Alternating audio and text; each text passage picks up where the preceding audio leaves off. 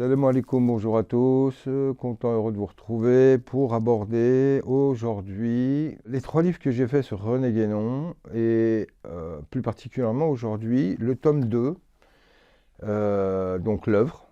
Le tome 1, on en a parlé précédemment, qui concerne sa vie, et là maintenant son œuvre, où j'ai essayé de tracer les axes fondamentaux de l'œuvre, comment elle a été reçue, quel impact elle a eu, quelles en sont les thématiques majeures sur lesquelles je vais revenir à travers cette vidéo de présentation. Et ce, bismillah ar-Rahman ar-Rahim, wassalatu wassalam ala ashraf al-mursalin, wa ala alihi al-athhar wa ashabihi al-akhyar. En sous-titre, je lui ai mis le sens de la primordialité, car effectivement, je dirais que le fil directeur de cette œuvre, c'est la tradition primordiale.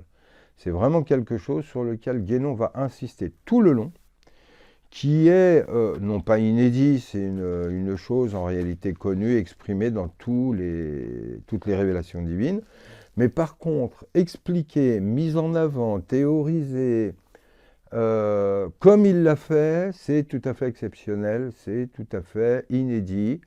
Ça n'a jamais été développé aussi clairement et aussi longuement que dans l'œuvre de René Guénon.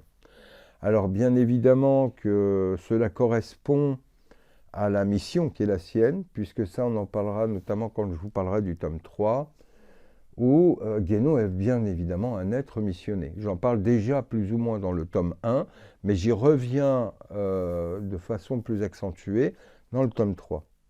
Donc par contre dans le tome 2, ma préoccupation était avant tout de tracer un cadre général de l'œuvre et de donner des pistes concernant les thématiques fondamentales, comment aborder l'œuvre, par quoi commencer, parce que l'accès à l'œuvre n'est pas toujours facile, pour différentes façons, pour différentes raisons. D'abord parce que le français utilisé est de la plus grande des précisions, ce à quoi on est peu habitué aujourd'hui, mais également par la formulation qui est aussi particulière à une époque, et avec laquelle on est plus sensibilisé aujourd'hui. Donc ça nécessite, puis les thèmes, la manière dont il va aborder les questions, où il s'occupe avant tout de questions de principe, et beaucoup moins de cas particuliers de mise en détail. Donc, dans ce livre-là, je vais donner une vue d'ensemble de l'œuvre, en dresser les grandes thématiques, le fil directeur de la tradition primordiale, les grands axes, combat de la déviation, de l'antitradition, de la contre-initiation, pan métaphysique, donc les livres essentiellement sur la métaphysique, comme la métaphysique orientale, les états multiples de l'être, etc. Et enfin, toute la dimension initiatique et tous les articles et les livres qu'il a pu faire sur l'initiation, et qui correspondent donc au dernier tiers de sa vie. Donc là, on a les grands axes. Ensuite, on a les grandes thématiques. Et ces grandes thématiques vont nous permettre de mieux comprendre comment aborder cette œuvre. Par quoi, par quel livre commencer. Ces résumés vont nous permettre de mieux comprendre les thèmes en question et au fur et à mesure, en abordant l'œuvre, de les retrouver et de les comprendre beaucoup plus facilement.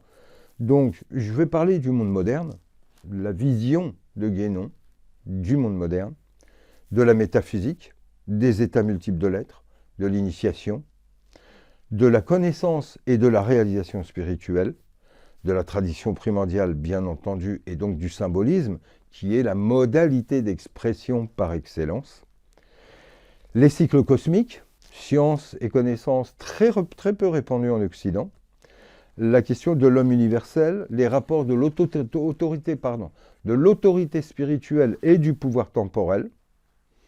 Et je reviendrai également sur des incompréhensions.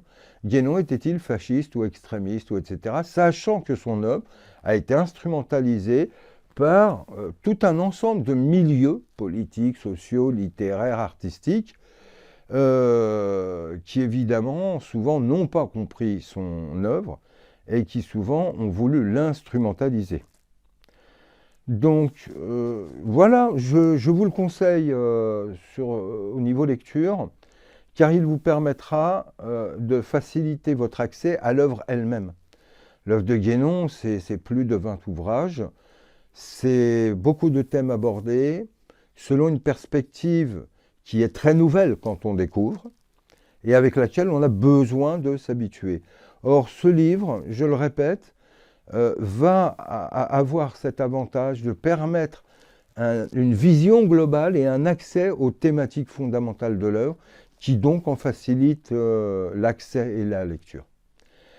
Je vous en souhaite bonne lecture, en espérant qu'il aura accompli cette mission de pouvoir faciliter l'accès à l'œuvre de Guénon. Et je vous dis au plaisir de vous retrouver très bientôt, Inch'Allah. Salam.